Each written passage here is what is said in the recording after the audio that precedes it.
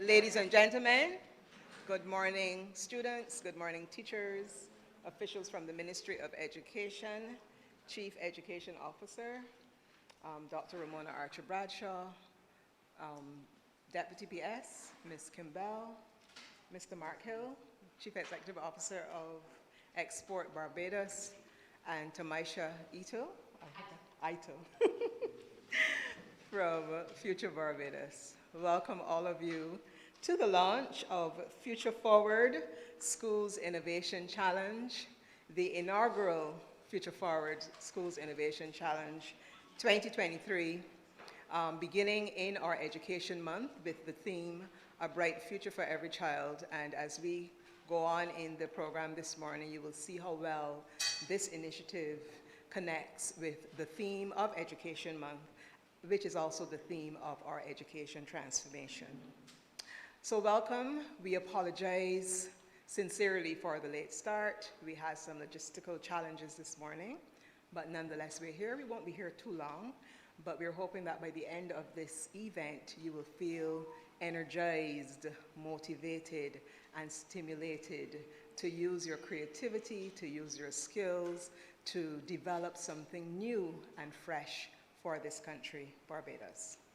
So at this time, I am going to invite our Chief Education Officer, Dr. Ramona Archer Bradshaw, and she will offer her brief remarks.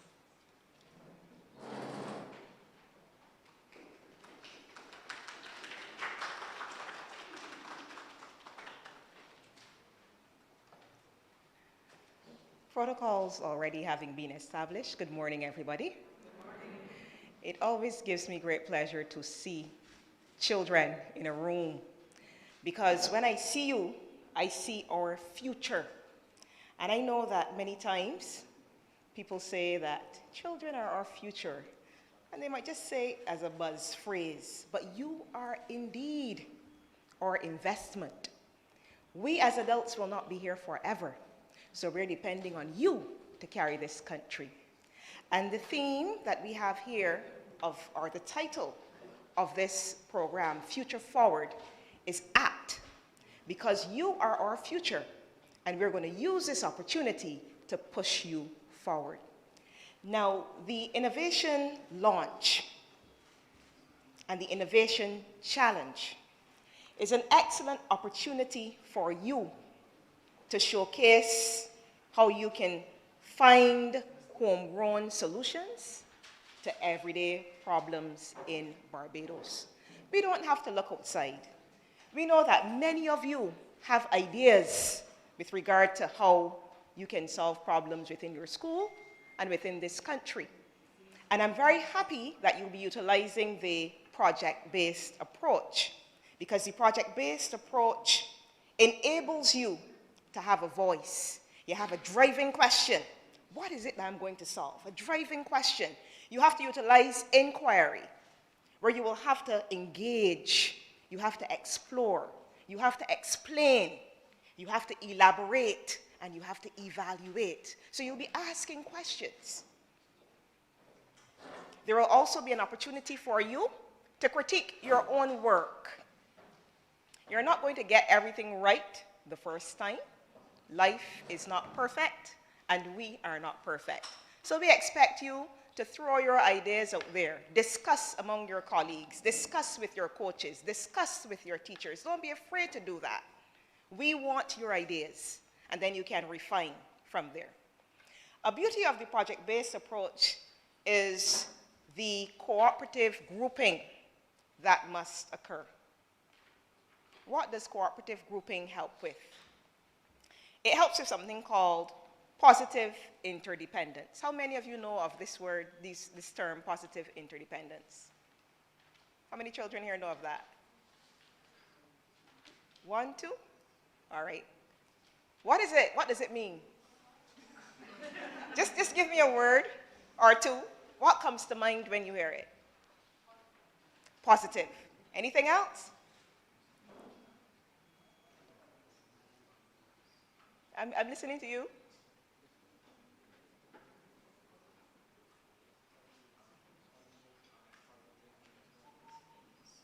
Oh, beautiful, depending on positive influence within the group.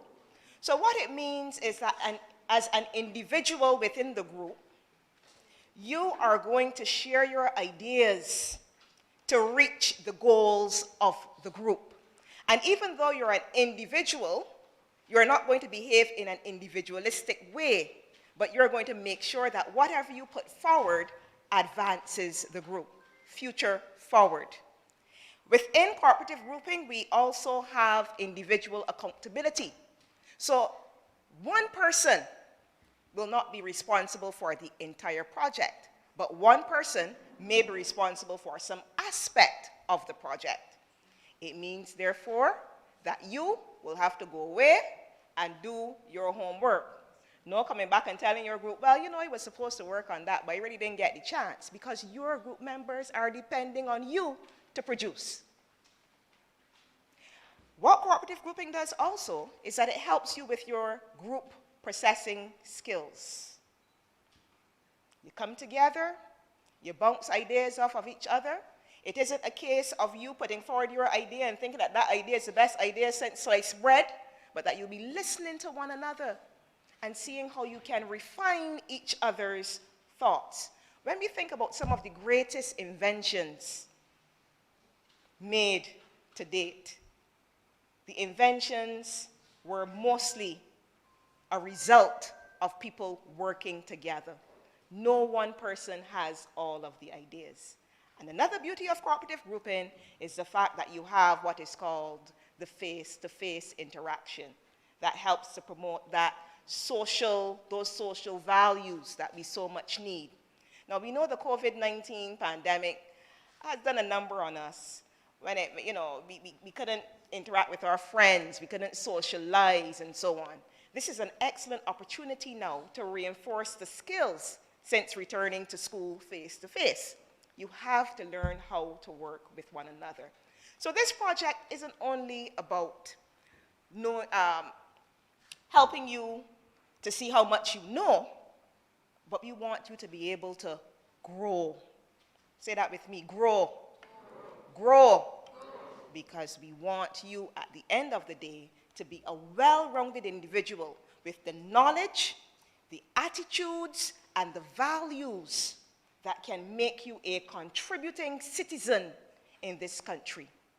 School isn't only about learning things and regurgitating the content that you have learned. It is about preparing you for everyday life. So I wish each and every one of you success in this endeavor. I look forward to seeing the projects. I am very excited. So I know that Dr. Charles, who is the coordinator of this aspect, will tell me the date that we will have an opportunity to view the projects, but I give you my blessing, and I wish you all the best from here on. Thank you very much.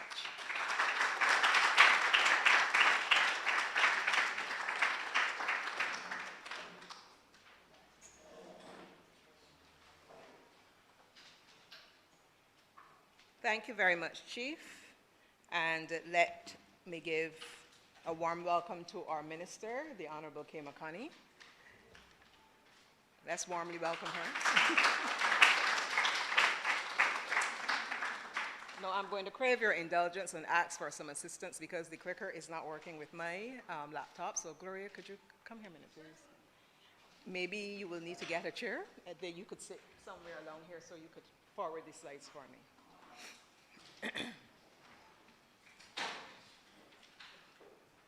So I'm going to be sharing with you a little presentation, not too long, that will explain the Future Forward Innovation Challenge, give it a bit of background, give it a bit of context, explain the process to you so that you're well apprised with what you are doing. Right? Thanks, Gloria.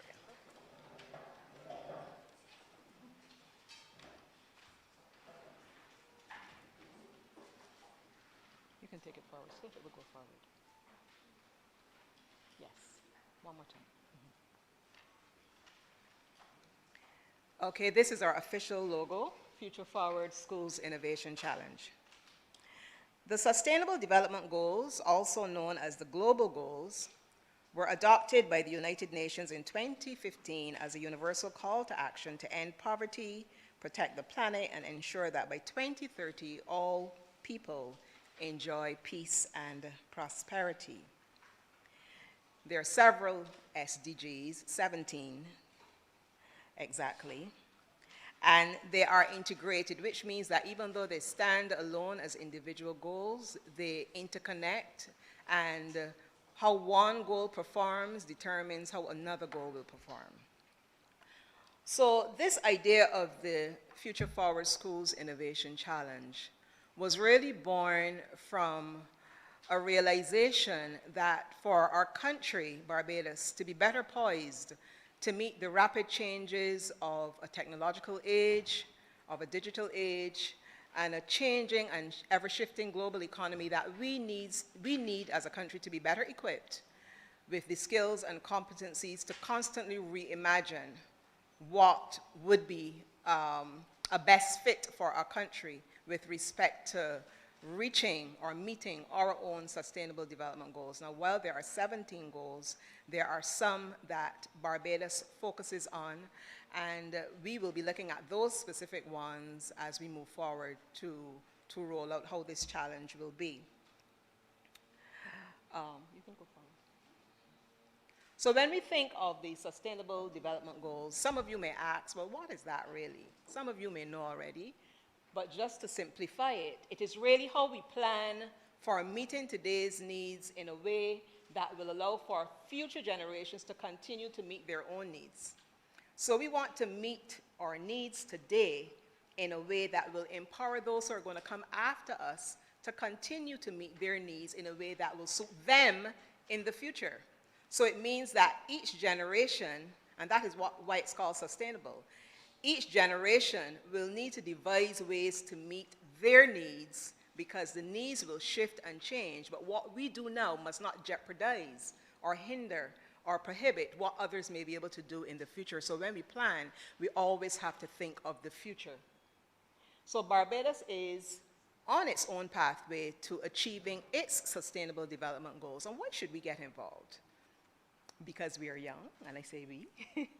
We are young, and we have ideas. We love our nation. We love life.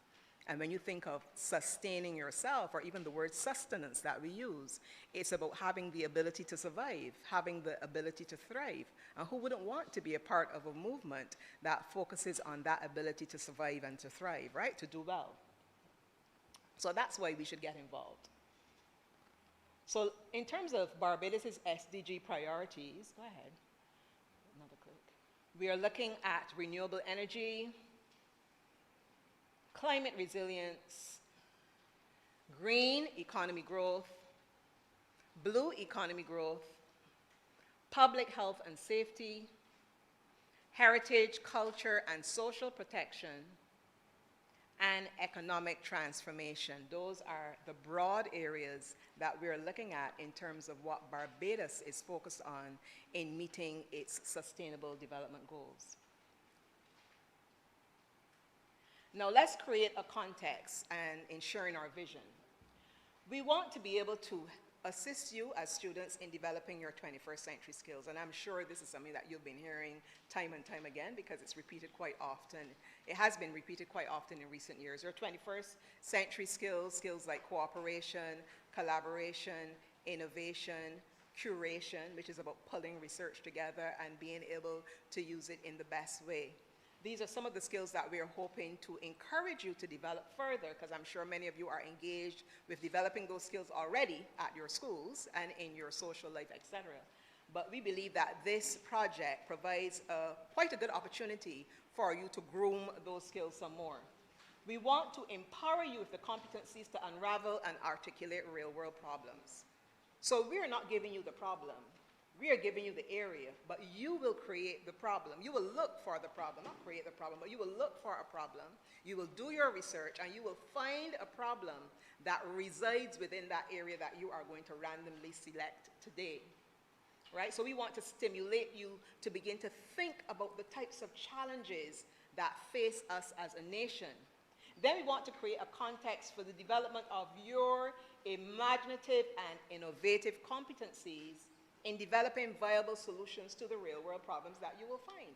So we don't just want you to say, well, we have a problem with garbage and pollution, or we have a problem with water, or we have a problem with preserving our heritage and our culture.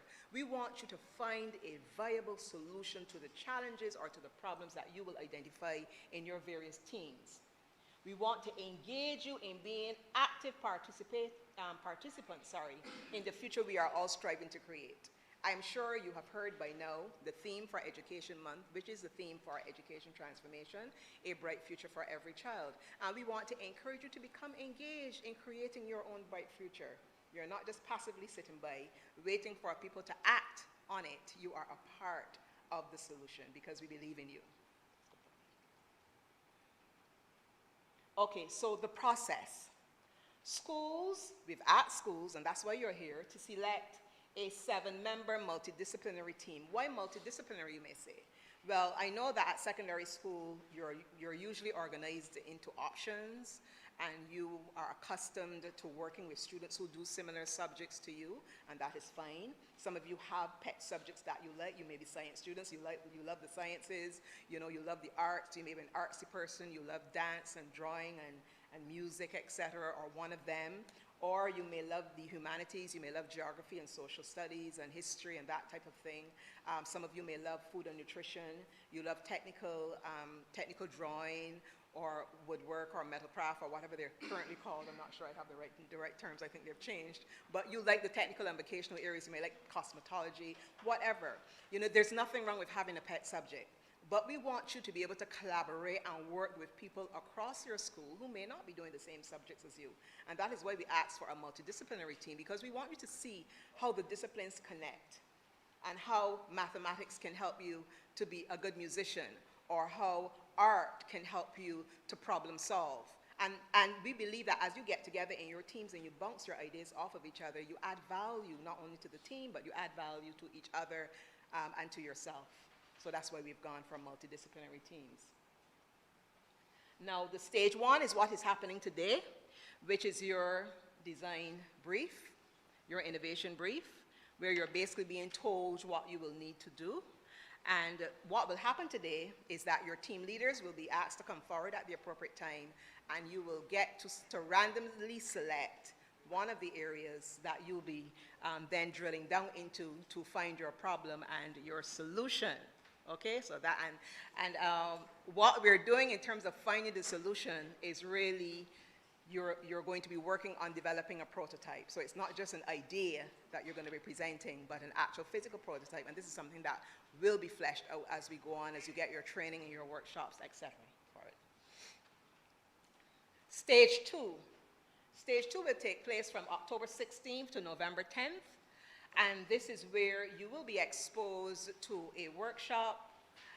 You will get to conduct research, do your own interviews, gather feedback, document your ideas and research, and the judging rubric that we will use will also be shared with you during this period, October 16th to November 10th. So your research is going to be critical, your background information is going to be critical, and we suggest that you document everything that you find, you document those key points, because that will all form a part of your final delivery, speaking to the background that informed your problem and informed your solution. So the research is critical. Stage 3, that is going to be the conceptual phase, and I think the previous stage was called the development phase, right? November 13th to 28th.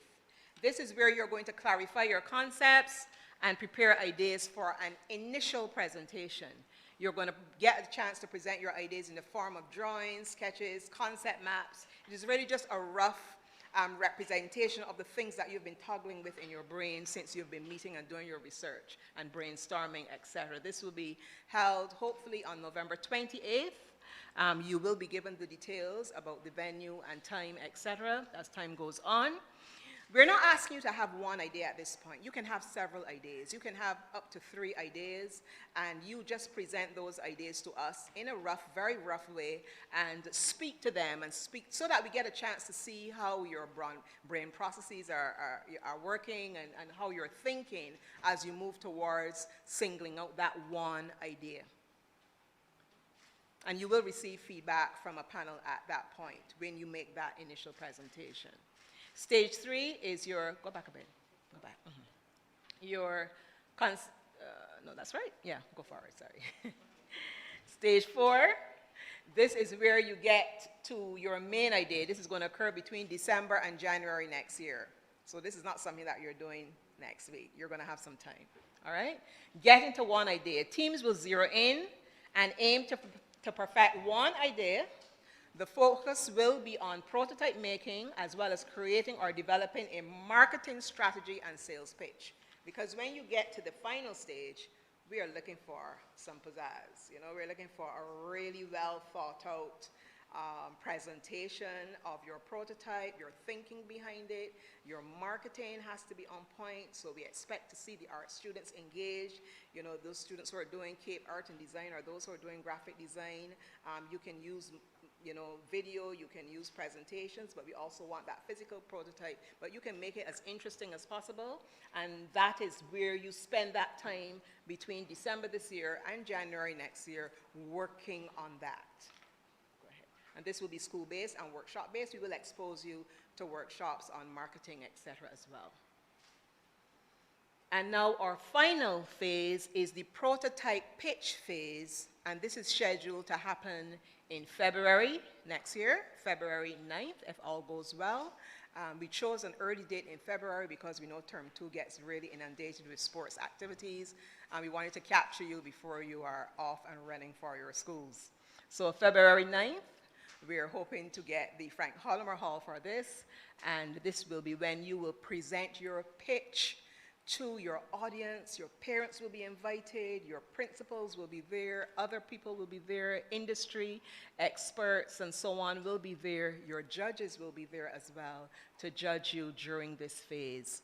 Now, something that's really great about this project is that even though all of you belong to different schools and you love your school and you love your school tie, I still have my school tie in my drawer and I still wear it from time to time if there is a day. I won't call it the school. Maybe I should call it the school. I'm proud of my school, the St. Michael's School. You know, sometimes I would wear my St. Michael's School tie from time to time. I still have it. But for this particular activity, we want to preserve school anonymity. That simply means nobody will be able to tell which school you're from, including the judges. So all of you will be outfitted with our branded t-shirts so that when you stand to speak, no one can tell which school you're from. It is just your powerful presentation that is going to win those judges over, right? And I think that is a great idea. So we're going to go with that. Now, this activity is going to help you develop yourselves as students. When I was going to school, I wish school was as exciting as this. As much as I love books, and I'm a bookworm, and I was, you know, very enamored with reading books and reading poetry, because those are my pet areas, poetry, art, and music. English, literature, art, and music were my favorite subjects when I was at school, as if that's a secret. But, you know, you have the chance today to do so many exciting things, and you are going to learn a lot through your incubation teams when you're together as a team, when you're exposed to those workshops. We are going to be providing coaches for you, and Future Barbados is going to be helping us with that. Providing advice, coaching to help you straighten your thoughts out, disrupt your thinking, you know, reimagine stuff, you know, see things differently. They're going to help you articulate a lot of that. And we're very thankful for them for coming on board. Your teachers are an extremely important part of this process. We're not going to abandon you teachers. We know that you add significant value to your students. Whichever subject area you're in, you are with them. You have been assigned to them, whether by your principal or you volunteered. You're going to continue to work with your students to help them to develop their ideas as well. You're going to be that guide by the side, facilitating and cheering them on and encouraging them from the sidelines, you know, helping them to keep on track and so on. We will also be monitoring from the Ministry of Education, not in any harsh way, you know, we're not going to carry back any trade secrets from one group to the next, but certainly we are going to be touching base with the teachers just to make sure that everybody is on track, and we'll have a special team to do that. Now, this is going to help you to grow personally, and our Chief Education Officer spoke to this. This is going to be phenomenal in terms of helping you to grow and develop as a young person.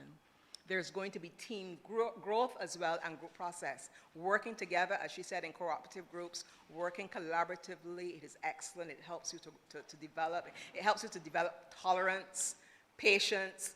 You know, you have to learn to work and give way, not always have your own way, not always get your idea be the winning idea. Sometimes somebody else's idea, you have to give way to them, give way to a design idea or some other type of idea. So that is all about helping you to develop and mature into a young adult. Leadership development. Yes, we are having a team leader for each team, and you will select your own team leader, and I hope you have done that already. If not, very quickly you'll have to do that, because that team leader will be required to come up here. But you will have your leadership development, not only of the team leader, but of all of you, because all of you are leaders. This activity is designed to help you to see that you are a leader and you have something positive to contribute to this nation, Barbados. You can contribute your ideas. You have things about this country that you love, that you don't want to see go down the drain, or that you want to see preserved. You want to see life preserved for your children and your grandchildren to come. And this is what leadership is about.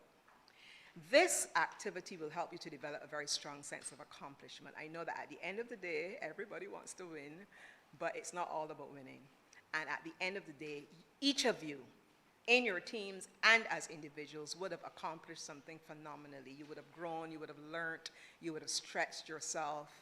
And I know that as we hear a little bit later about the prizes and the opportunities that will come from this, you will see how it will have a snowball effect, and you will continue to grow and develop as you move on as into a lifelong learner. Yeah?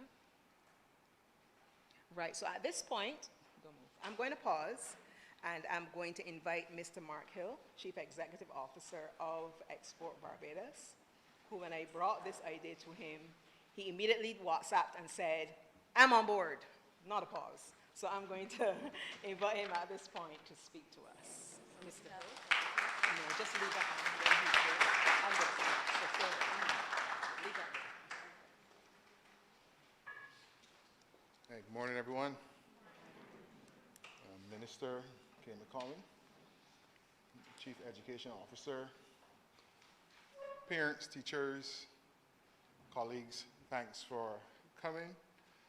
You know, as Denise made a point that when she mentioned this particular competition, I said, I'm on board just immediately, because we have a situation in Barbados where design and innovation is at its crisis point. Our economy, we break it down into three different components. The bio-base, or what we call the bioeconomy, and that has to do with the life sciences, biological resources, etc. That is growing at 22%. So a lot of scientists, through UV and through industry, are inventing and developing a lot of medical, pharmaceutical activities, and is expected to continue to grow. But on the other hand, we find that the design economy is declining by 5% per quarter. And in industry, we have a crisis at hand. We're not seeing the human capital moving into the design industries. And therefore, anything to do with helping to produce the human capital that we need to help turn that tide, we really want to do significant investment into to move that human capital forward. And then our final economy is the ocean economy, which has remained pretty much flatline for the last 15 years, just earning just below $1 million per annum US. You know, so design is a critical innovation, is a critical space that we need to put some energy into. So what we've been doing in our ministry, along with my minister, Davidson Ishmael, is that we have been focusing on making Barbados the most innovative island on earth. And to do that, we need to have some of the most innovative people on earth operating from Barbados. So we have a theme that covers the overall SDG goals or narrative that our Prime Minister has been articulating globally around the Bridgetown Initiative, our climate mitigation targets called Barbados' Life, which captures those 7 points that were highlighted. And fundamentally, it's because the future is Earth. And how do we make Earth livable again for every form of life, including human life? So as we focus on a livable planet, we want to really help you guys to be able to live. Everybody got to live. Say everybody got to live. Everybody got to get food, right? Now, I come from Black Rock, right? I went to school at Courtland Party. Yeah. And at CP, I failed English 3 times, right? You know, I don't think they recognize dyslexic and dyslexic people and stuff like that. But in the system, but art, one of my former teachers, I saw her back there. Yeah, still look young. Teachers don't age for some reason, right? They're stuck in time, but yeah. And I messed up with English, but art, grade 1, woodwork, grade 1, metalwork, grade 1. You throw anything to do with your hands, and out of that, I got a scholarship, right? Yeah. I left there, went to community college, did design, but I knew I wanted to be an architect, but did not have the qualifications because how the system's structured is that to be an architect, you got to do physics. And you don't get to merge technical stuff with physics. If Courtland Party had physics, I know I would have done well in physics, and most probably would have been, if you understand where I'm coming from. So I went down that art route, got a European scholarship, and now train as an industrial designer. Yeah? And but what people don't realize is that every single thing you interact with on Earth is design. The chair you're sitting on, the camera he's using, the TV, the car, everything that human beings use and leverage comes through design and innovation. Right? There's no human interaction with the natural world without design. Everything is design. And therefore I realized that, hey, Mark, you're in a money space. All right? So the pressure to be a doctor, to be a lawyer, to focus on one of these other, I realized these guys actually don't make money. Because they're doing our patents, they're registering our industrial designs, and we're the entrepreneurs, the fellows who are doing the design and the innovation. So I can cut long story short, and want to encourage all of you to take this project real serious, yeah? And I'm incentivizing it so that you take it really, really serious, that your teachers take it really, really serious. I'm prepared on top of this to top this up by going to my board to say, look, let's invest even more in design. Minister, one of the things that I'm really hoping is that the whole industrial arts program across the secondary school system, if I got to find the money for it, to fund it, to get it transformed from industrial arts to industrial design, right? So that it's not reduced down to, making a little napkin holder. I know the program now, yeah? A napkin holder and what else you do in the woodwork class and stuff like that? And a little chair, and learn to do a dovetail joint and all these kind of different things. When the rest of the world are using robotics, they're using IKEA-type joints and fixtures to put together basic furniture, and we're still here trying to do a Morrison tenet, So from an engineering standpoint, we're way behind in terms of the tech that is out there. So, Minister, if you need a volunteer to come and help that industrial arts program is very, very important for the future, yeah? So to that extent, then, what we're doing is we put in $50,000 into this program, right? And we're going to break it out. So number one, as a student, I'm being real. What's in it for me? Right? Design is hard work, lots of hours to solve problems. So what we're going to do is, there are about 100 students participating, right? 14 schools, 7 students. 14 by 7 is what?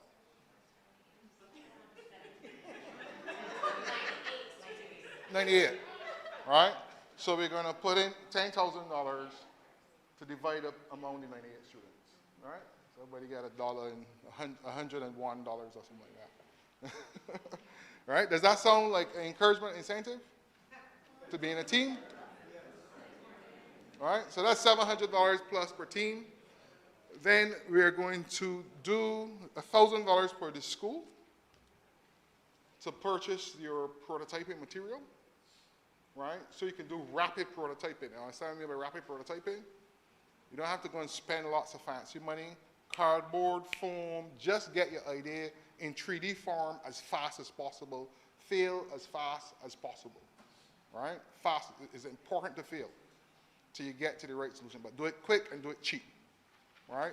Quick little mock-ups, take your pictures with your phone, quick little mock-up, take your pictures with your phone till you get to your real final stuff. So we gave you $1,000 to have fun with, so you can fail with $1,000. You got $1,000 to burn. Hello? For research and for development. It's important because we have a culture where we want to do research development, but nobody wants to lose money. America got to the moon because DARPA and these fellas are willing to lose trillions of dollars in research and development. Rockets blow up one after the next after the next. You got to be able to lose money in order to make it, yeah? So we're going to put $1,000 in there for rapid prototyping, for you to learn as fast as possible. Then we are going to, so that brings us to what? 15,000, 2,500, so that goes towards development. And then prize money, there's a 25,000. There's a 25,000 remaining behind there with that. All right? So in a nutshell, this program is incentivized. You got the capital to operate with. If you need a top-up, you come back for the top-up. But we want to see really good outcomes that when we get to the pitching stage can actually move to tangible product that can be exported. This is an investment. This is not a giveaway. So at the stage, we anticipate to see some products or services at the back end that industry can then align themselves with and move it actually into the market going forward. So I want to encourage you to work through the design process. There's the design thinking methodologies that your ministry will be using. We want to encourage you to have empathy, because designers are supposed to be empathetic. Put yourself in the shoes of your user. Put yourself in whose shoes? In the user's shoes, yeah? We have an aging population in Barbados. Put yourself in their shoes. We have vulnerable people in Barbados. Put yourself in their shoes. Because problem solving begins with you stepping into somebody else's shoes and seeing what are the challenges, what are the needs that they need to have met. So thank you very much.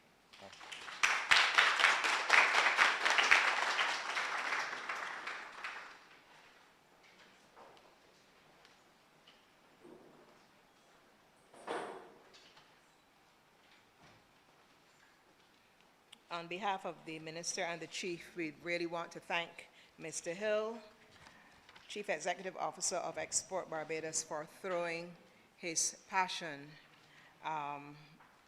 putting his money where his mouth is. Well, not his money, but you understand what I mean. In terms of investing so richly in this project. So I'm just going to share a bit about our prizes. Now, this isn't all that we're going to be getting, because as you heard, there is going to be quite a bit there for you to use throughout the project, and there will be other things that will come. But we want to ensure that each of our students who participated in this has a certificate of participation. This will be signed by officials of the Ministry of Education.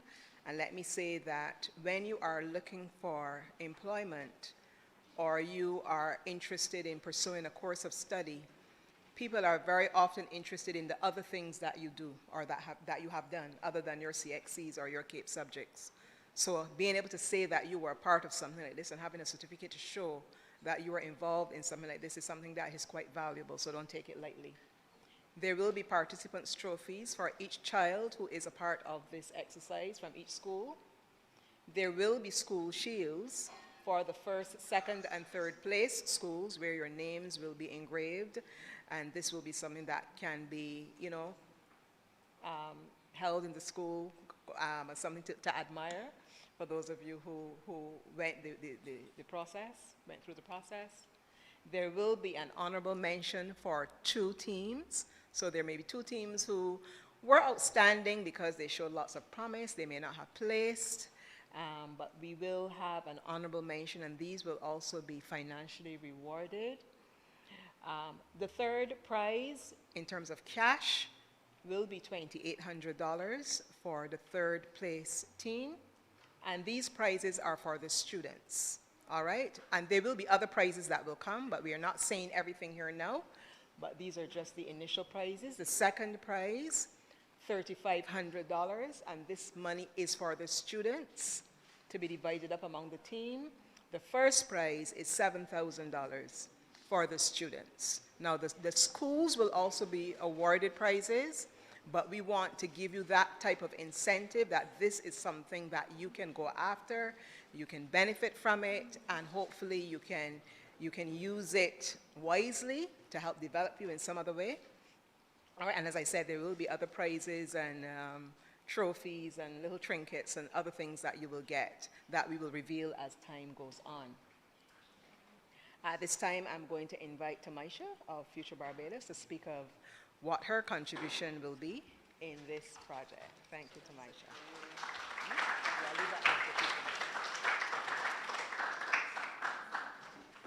Good morning, everyone. Happy Friday, and the soundmen hate me already. My name is Tamaisha Eitel. I'm the director of Future Barbados. That is an innovation accelerator and think tank run out of the Prime Minister's office. Fun fact, when I was 9, I was flown to Barbados, because clearly I don't think I'm from here, and I won the Caribbean Science Competition at age of 9 for an experiment on do boys grow faster than girls. I have subsequently never studied science, ever in my life. I did biology and I made it through. But today, I have made the AI ChatGPT write my speech for me, because normally when I'm off the cuff, I will stand here and talk for the whole day. So bear with me and ChatGPT, who is my new best friend, as I read today's speech. Today, we are gathered here not merely as participants, but as dreamers and doers. By the way, I sat here this morning and asked ChatGPT to write it because I forgot I was speaking.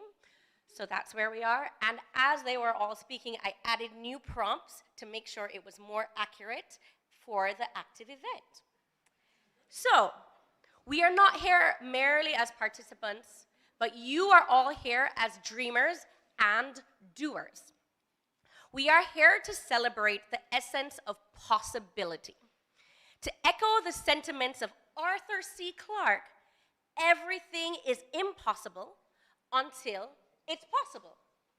We, as future-forward thinkers, and yes, we, understand that the road to innovation is paved with the impossible. And it is our mission to turn those impossibilities into possibilities. I gave the prompt, please add the quote, everything is impossible until it's possible. Didn't it do a great job? Yes. All right, Next paragraph. The Future Forward Schools Innovation Challenge is not just an event. It is a commitment to changing the world. And this is not just my commitment, this is the government's commitment to doing things differently, doing learning differently, and we should all be privileged to be part of this journey. That was my ad lib, in case you didn't notice. So it is a reminder that we are not confined by the constraints of today, but rather we are liberated by the boundless potential of tomorrow. Next paragraph. In the journey of innovation, we must acknowledge a profound truth. Technology is not the solution. It is the enabler of the solution. It is the vehicle that transports us to destination of impact and change. Our mission is not just to embrace technology for its own sake, but to harness it as a tool for transformative solutions. I gave them that prompt as well, and they did a very good job. So, now for my favorite prompt that I gave them. As we venture into the unknown, I'm reminded of a quote from my childhood and recent renewal on Netflix, The Magic School Bus, where Miss Frizzle constantly says, "Get messy and make mistakes." She is my favorite professor of all time. This sentiment embodies the spirit of innovation. It encourages us to embrace the chaos. And as you look at me, you can feel that I exist in chaos, and it's a beautiful place to exist. And uncertainty of the creative process, because within the messiness of experimentation and failure, we often discover those profound solutions.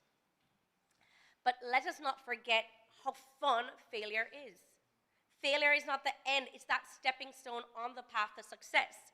It is a playground for innovation. And we sometimes forget as we get older how fun playgrounds are. We are able to learn, to grow, to adapt. In failure, there's room for laughter, discovery, and the joy of resilience. We must treasure those moments when we stumble and recognize they are essential to the journey of greatness. In our quest to achieve the impossible, we can draw inspiration from something we use at Future Barbados every day. It's called the moonshot methodology. CEO said, we're thinking about being the best things on Earth, but I want you to encourage to go beyond Earth, to the galaxies, to the universe. Just as Apollo missions aimed for the moon, we aim for stars, we aim for the universe. The moonshot methodology teaches us by setting audacious goals and embracing calculated risks, we can achieve the extraordinary. It is about thinking on a grand scale. That is beyond your school, beyond your community, beyond the shores of Barbados.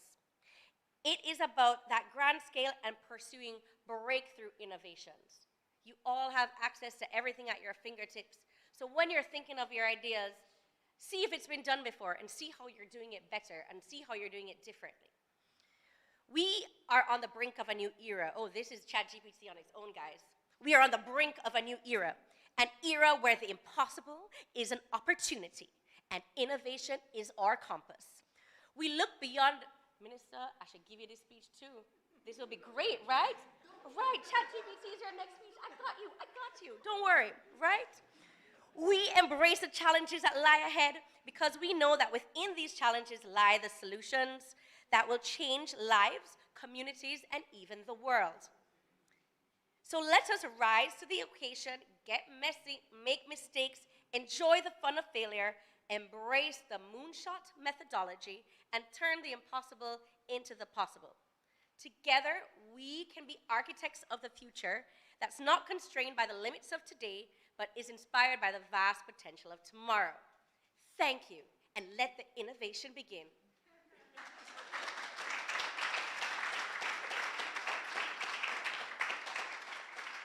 So thank you for that journey with me and ChatGPT, my new best friend. Future Barbados is really excited to be part of this initiative. I see you all not as young people, but as talent, as current talent, not future talent.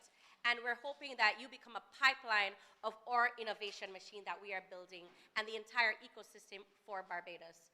We will be helping support bringing on the coaches and helping with the ministry to find the right coaches for each school.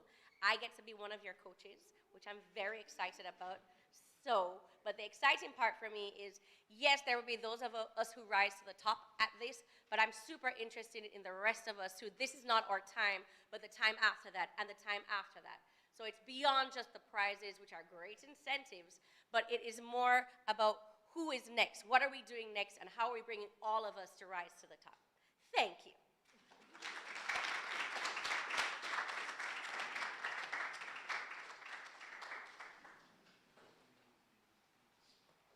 Thank you to Maisha for doing it as only you can. And with the constant mention of ChatGPT just now, just let me let you know that next Wednesday, October 18th, from 6 to 7:30 p.m.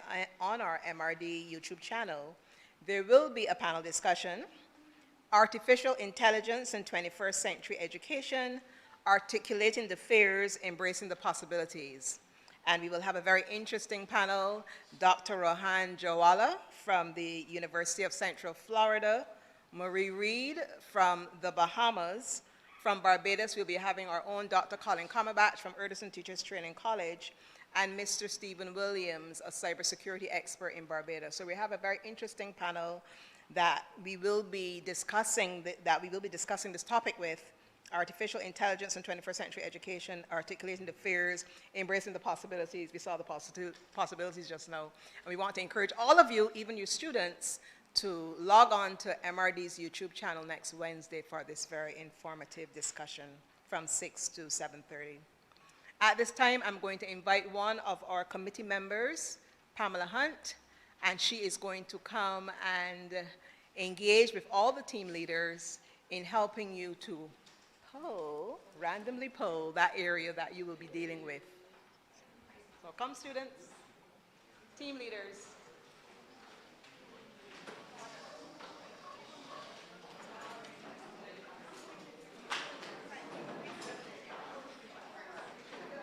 You're pulling a number, we'll let you know what that number means.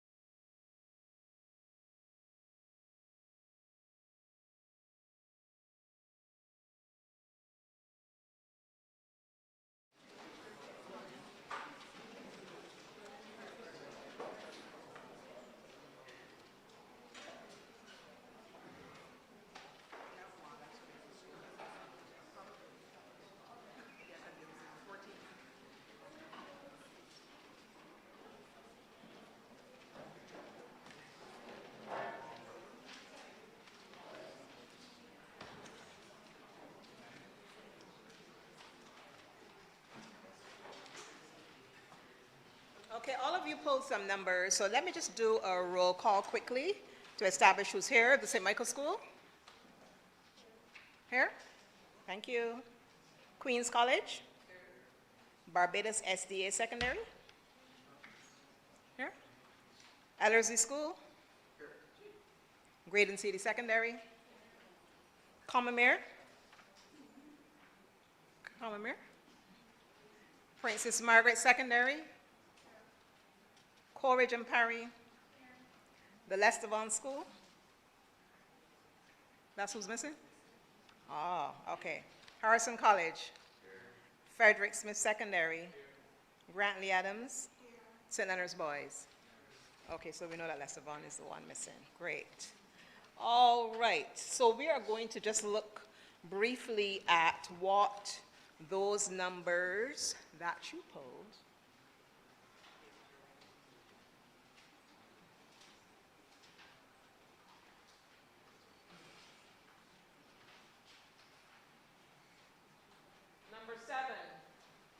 renewable and clean energy. That's SDG goal number 7. And we're just giving you the heads up on the goal. Obviously, you're going to go and do your own research and find out more about it. Who has number 7? Darryl Jordan. Did I call Darryl Jordan just now? Yes. I can't remember calling the name. Daryl Jordan. I know Daryl Jordan is on my list, but I can't remember calling your name just now. If I didn't, I'm sorry. So Daryl Jordan has number 7. Who has number 3? Climate resilience, SDG goals 13 and 15. Who has that number? St. Michael's School? Okay.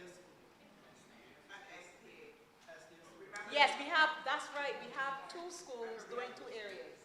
Okay, so if you and another school share an area together, there were 14 schools and 7 areas. All right. Green and blue, green economy, sorry. Green economy growth, food security. Number 2. Who has number 2? 2 schools should have number 2. Oh, that's the one that's left out. Okay, great.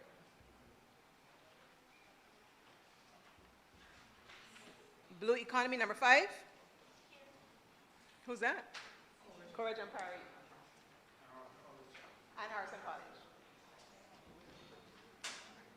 Number 1, public health and safety. Graydon City and Princess Margaret. Number 4, heritage, culture, and social protection. Queen's College and St. Leonard's.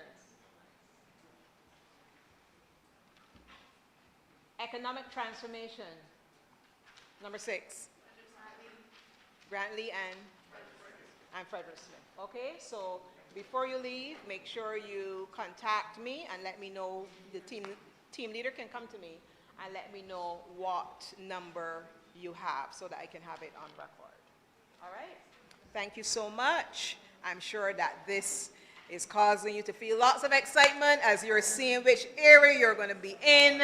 And I'm sure your brain is already working and you're already thinking of ideas as you're going to get together with your group to brainstorm along with your team leader, along with your teacher and the coaches that we will assign.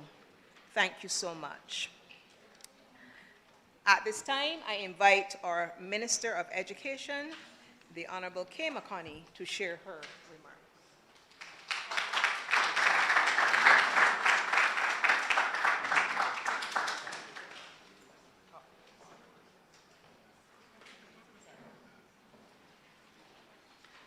Good morning, everyone. I'd like to ask those teachers who are here supporting these students to stand, please.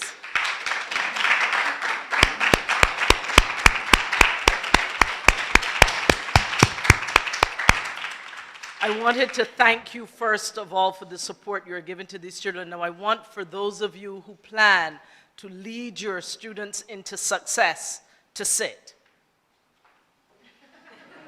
Thank you very much. They understood the assignment. I just want to say that for the 14 schools that are here, I have already decided which ones I believe should come out on top, and I have decided that all of you will come out on top in this celebration. And I really am just going to share with you that this whole project-based approach is our way as a ministry to continue to move into education transformation, whereby we take the children out of the classroom and we put learning for them in the real world. Not just in the classroom, what you will learn with books, but that you're able to look at the real world, find real problems, and bring what you're learning in the classroom to solve real world problems. The beauty of this, and I want to say thank you to Mark Hill for sharing his story this morning, because stories matter, and I saw the faces of many of you light up, including this young lady here from Grantley, and she was like, really? That you feel the English? And just so that you understand that we all have different intelligences. We all have different strengths. And every single strength matters. He now heads Export Barbados, which leads Barbados' exports out of Barbados, and he could not pass English 3 times. You understand? So what we are trying to say to you is value your strength, whatever it is, because every intelligence matters. You heard Dr. Charles speak earlier about having a multidisciplinary team. Some of you strong in science, some of you strong in art, some of you strong. Value each other's strength, because that's the only way we're going to get through this, and the only way all of you are going to win, as each one of you is my top choice.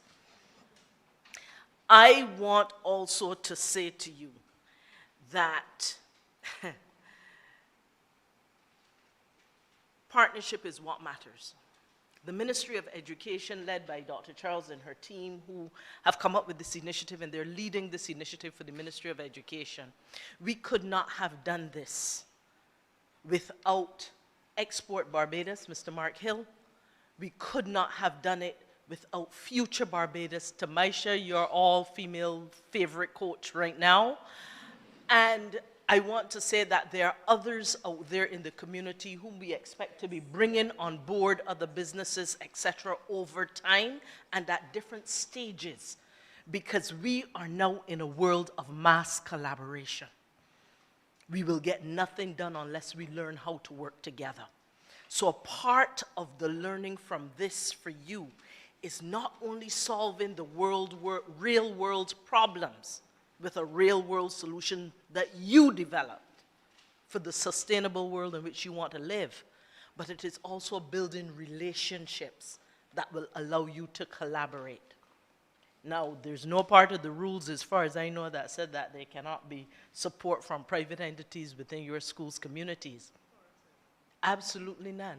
I am not throwing out any ideas to anyone, but I'm just saying, use all resources and understand that mass collaboration is what will also make the difference for you.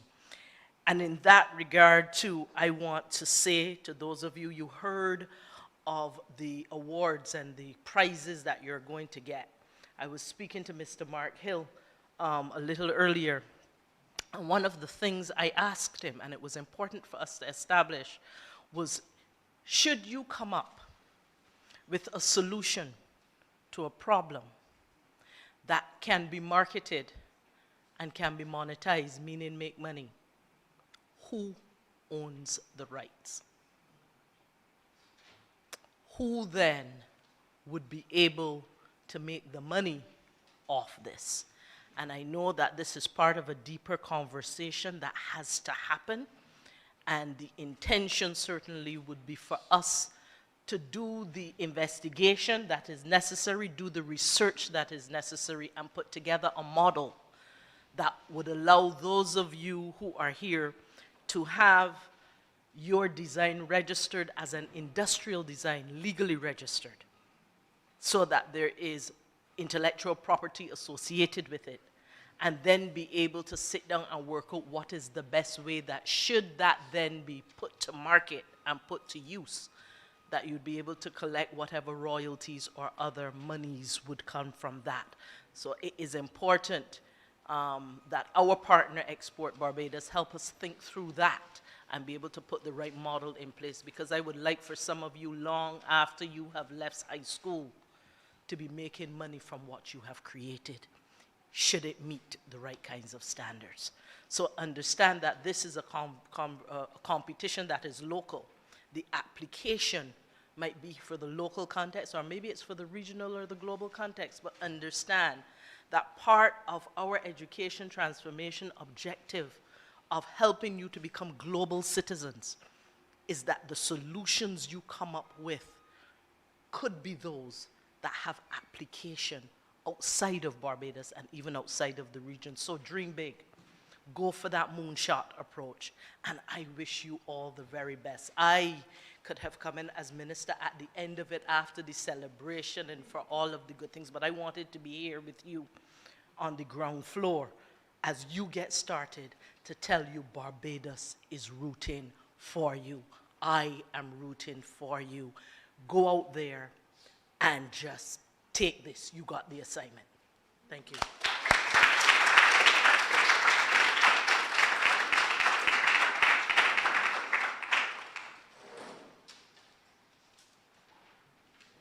Thank you very much, Minister, for those words of encouragement and motivation. I'm sure all of you students have taken it to heart, and I can see the excitement on your faces already. At this time, I'm going to call Ms. Yvette Eswick to move the vote of thanks, but before she does, I want to personally thank the members of the committee, of which she is one, Ms. Yvette Eswick, Pamela Hunt, Randy Eastman, and we have two other members who are unable to be here today, Mr. Troy Belgrave and Mr. Henderson Wiltshire. But thank you all for working on this with us. Yvette, thank you for moving the vote of thanks.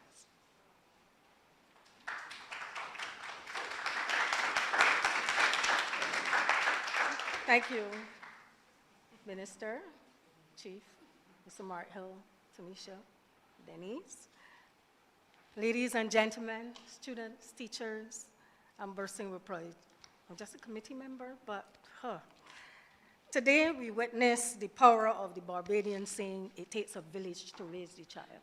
It's a whole village. And this launch represents the work of that village. So on behalf of the Permanent Secretary of the Ministry of Education, today I extend a warm and a formal thank you to those persons who made this launch possible. First, I want to express my sincere thank you to Minister Kay McConning for her guidance in creating a policy environment that allows for innovation and creativity to thrive. We want to ensure, as we see, there's a bright future for every child, and policy is also important, so thank you.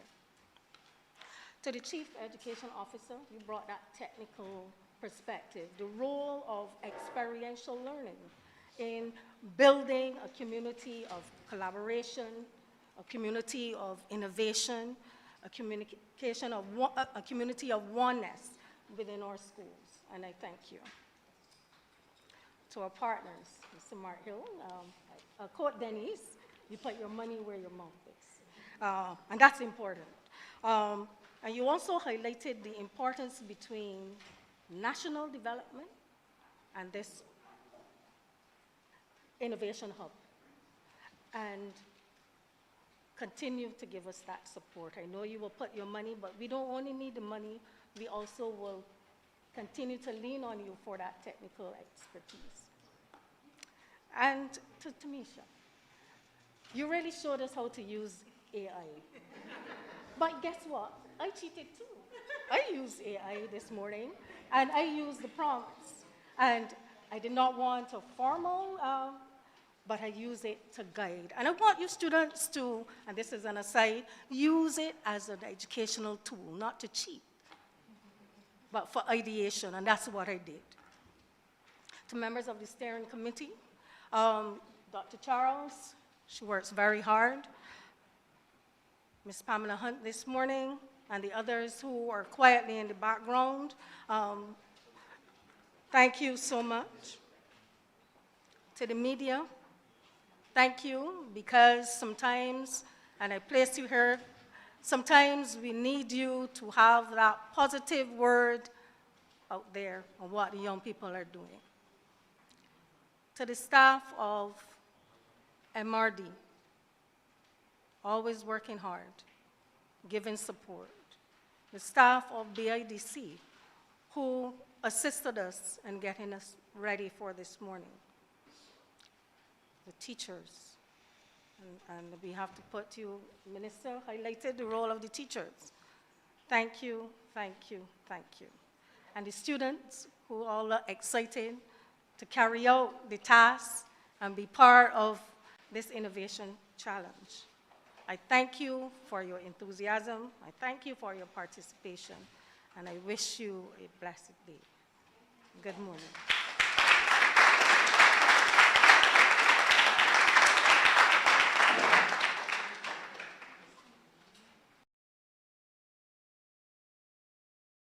Thank you, ladies and gentlemen. Thank you, students. We have come to launch this morning, Future Forward Schools Innovation Challenge 2023. I hope you're excited, motivated to go out there and do well.